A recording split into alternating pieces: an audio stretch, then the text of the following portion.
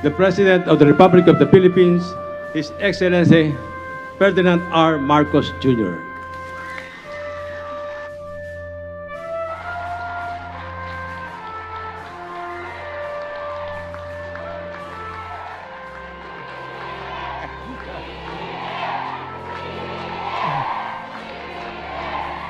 Maraming salamat. Maraming salamat sa ating Secretary ng Housing and Human Settlements and Urban Development na Secretary Jerry Acusar. Please umupo na.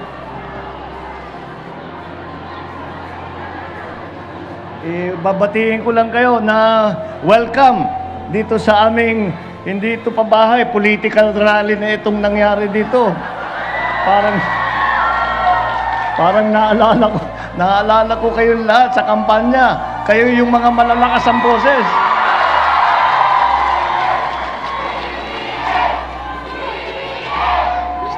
Salamat sa inyong lahat. At mabuti naman at nagkaroon ako ng pagkakataon na makabalik muna ng Malabon dahil marami tayong ginagawa at kung minsan hindi tayo makalabas ng opisina, pero hindi na bale. At meron ako paminsan-minsan na nakikita ko kayong lahat. Siyempre, masarap na kayo ay makasama muli. Mga kasama ko na nagsuporta sa akin, na binigyan ako ng tulong. Kaya naman po, ay pinapaspas po namin lahat ito upang naman ay masuklian namin ang inyong pagmamahal at ang inyong suporta na ibinigay sa halalan na ngayon ay kami naman ang gagawa ng lahat upang yung aming pinag-usapan na pagkakaisa, yung ating pinag-usapan na tayo'y babangon muli ay magiging katotohanan kasama kayong lahat, kasama lahat ng ating mga kababayang Pilipino. Maraming salamat po. Babatiin ko rin ang ating mga butihing senador. Mabigat itong Malabon. Hindi lang presidente ang pumupunta. Lahat ng sekretary. Nandito pa yung mga senador. Senator Sherwin Gatchalian, yung inyong kapitbahay. Andyan din si Senator J.B. Ejercito, na ating kasama. At ang ating butihing Mayor Jeannie Sandoval ng lungsod ng Malabon, ang ating General Manager sa NHA, General Manager Joe Bentay, lahat ng mga benepisyaryo ng pabahay ng pamahalaan, ang ating mga kasamahan, my fellow workers in government, ating mga minamahal na kababayan, magandang tanghali po sa inyo lahat. Huwag po kayo mag-aalala na masyadong matagal yung speech ko. Magpapakain daw si Mayor Jeannie ng para. Sinubo ko na naman si Mayor. Masaya po ako na nandito at makasama kayong lahat. At tunghayaan ang pagsasakatuparan ng ating hangarin na makapagpatayo ng bahay para sa ating mga kababayan dito sa lungsod ng Malabon. Ang St. Gregory Homes Project ay binubuo ng mahigit na 20 tiglimang palapag ng mga gusali na merong 1,380 unit na pabahay na di kalidad, matibay at ligtas. Naging matagumpay ang housing project na ito dahil sa pagtutulungan ng National Housing Authority, lokal na pamahalaan ng Malabon, iba pang ahensya ng gobyerno at siyempre ang ating kasama at partner ang pribadong sektor. Naway mas marami pa tayo mapapatayong bahay at matutulungan na kapwa nating Pilipino. Kaya't nagpapasalamat ako muli sa kooperasyon ng ating mga benepisyaryo dito sa St. Gregory Homes Project na karamihan ay naging informal settlers at dating nakatira lang sa kung saan-saan, sa waterway, sa danger zone, mga ibang lugar na naapektuhan ng mga proyekto ng Department of Public Works.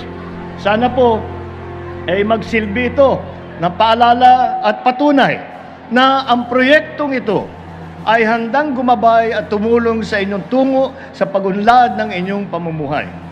Para po sa akalaman ng lahat, napakalapit po sa aking puso ang pagsisiguro na maging matagumpay ang mga human settlements at housing projects ng ating gobyerno. Isa po sa mga binibigyan nating prioridad ang magbigyan ng solusyon ang napakatinding kakulangan ng pabahay dito sa buong Pilipinas.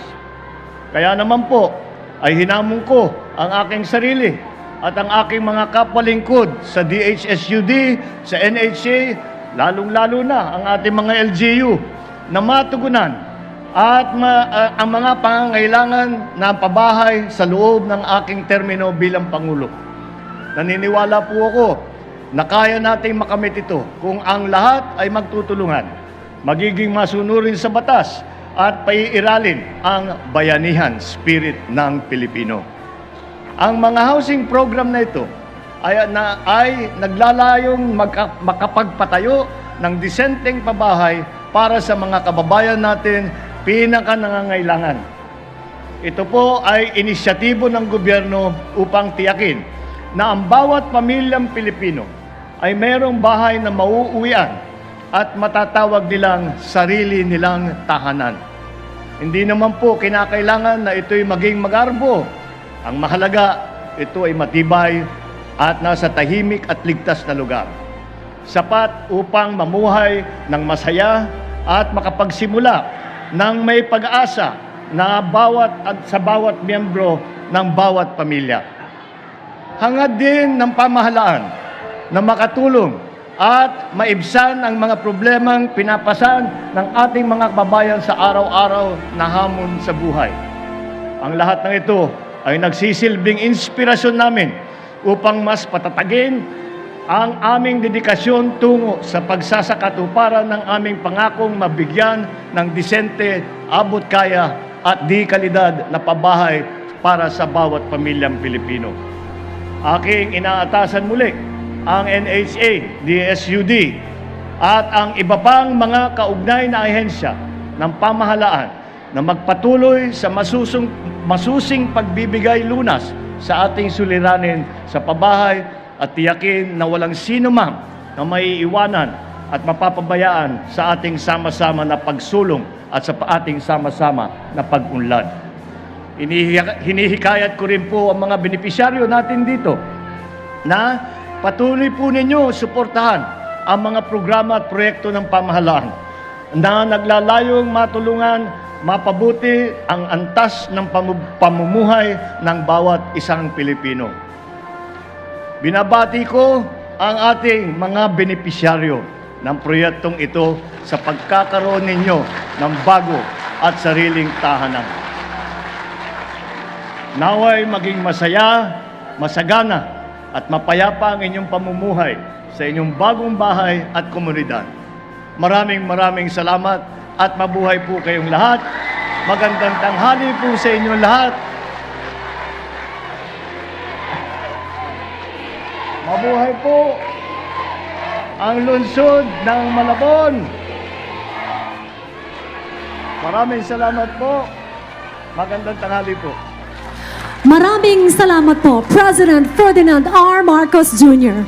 Nagpapasalamat po ako sa NHA po, sa mayor po namin at kay Mr. President po kasi binigyan niya po kami ng pagkakataon na magkaroon po ng sarili po naming bahay na matitirahan, na totoong talagang sa amin na po.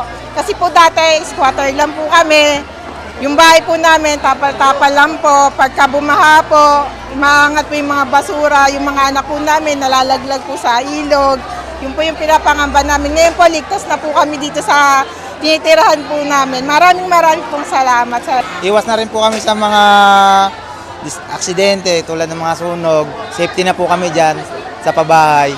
Kahoy lang po kasi yung dati namin bahay. Tapos dikit-dikit lang, madali sa sunog, di ba po? Kaya yung mga anak namin mahuhulog, masusugatan, mapapakuan. Ngayon po kahit anong takbo nila, safe na. Kasi hindi namin na-expect talaga na yung ganito magkakaroon kami nung matagal na namin pinapangarap na bahay talaga.